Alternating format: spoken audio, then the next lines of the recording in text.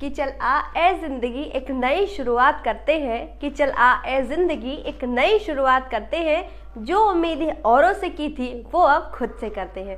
तो हेलो मेरे प्यारे बच्चों, उम्मीद है कि सारे बच्चे आज इस प्लेटफॉर्म पे जिस लिए आए होंगे आपका उद्देश्य ज़रूर पूरा हो और आपकी जो बोर्ड परीक्षा 2026 की है वो आप सफलतापूर्वक और अच्छे नंबरों से पास करें।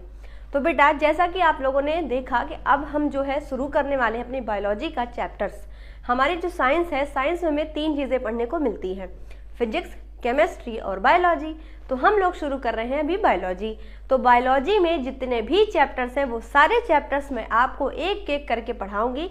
जितने भी वीडियो आएंगे सारी चीज़ों को आपको नोट करते रहना है, एक एक चीज़ बहुत डिटेल से आपको पढ़ना है। और हाँ, कॉपी में ज़रूर लिखना, क्योंकि पता है ना किसी के नोट और किसी के लिखे हुए नोट्स किसी के काम नहीं आते हैं। तो खुद से अपने सुंदर सुंदर प्यारे प्यारे कोमल कोमल और अच्छे अच्छे हाथों से नोट्स लिखना है और अपने आप उसको रिवीजन भी करना है, क्योंकि जब रिवीजन नहीं करोगे तो पढ़ने का कोई मतलब नहीं होता। चलिए फिर शुरू करते हैं। तो बिल्कुल आपकी एक नई शुरुआत आज हम लोग करने वाले हमारे चैनल पर स्टडी पावर क्लासेस पर आप सभी बच्चों का हार्दिक स्वागत है। देखो बेटा, हम लोग शुरू करते हैं बायोलॉजी।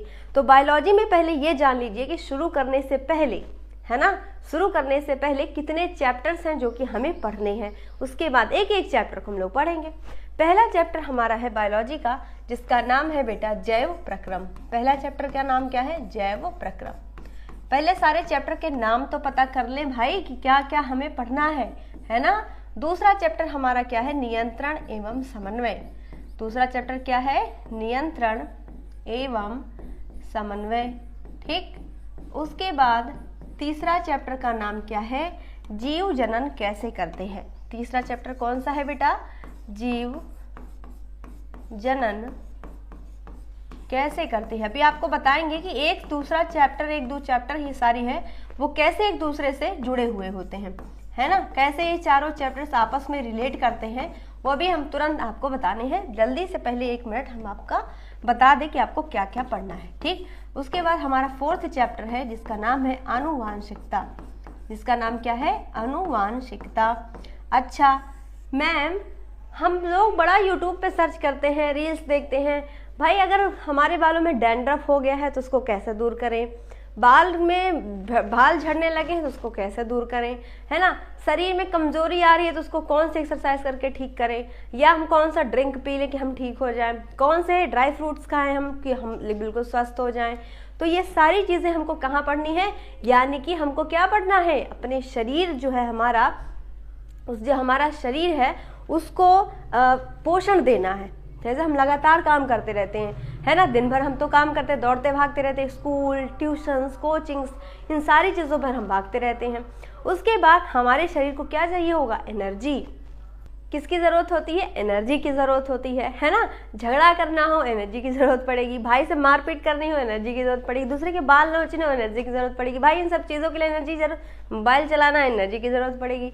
तो क्या भाई, मोबाइल को भी तो एनर्जी चाहिए होती है। देखो चार्ज में हम लगाते हैं तो उसको चार्ज करते फिर चलाते हैं। तो यानी कि हमको अपने शरीर को भी चलाने के लिए क्या चाहिए होता है? एनर्जी की ज़रूरत होती है।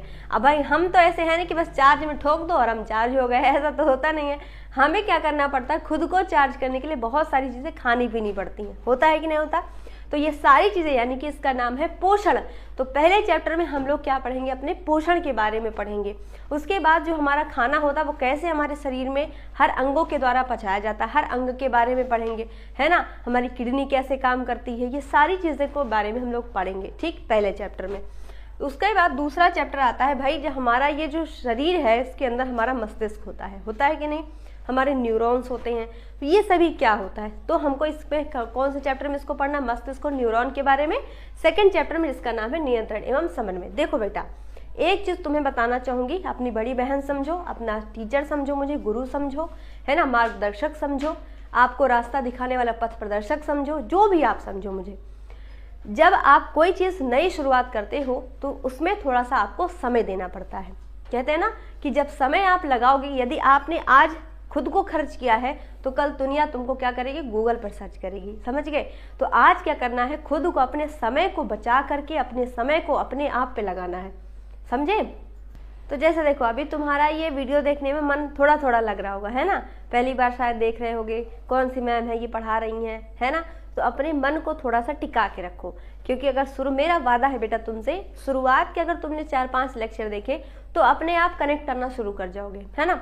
इधर उधर भागने से अच्छा है एक जगह पर टिक करके पढ़ाई करिए। और मेरा पूरा प्रॉमिस है आप सभी बच्चों से, आप जो है बस अच्छे से पढ़ाई करते रहो, हर एक सब्जेक्ट। अभी हम लोग साइंस लेके चल रहे हैं,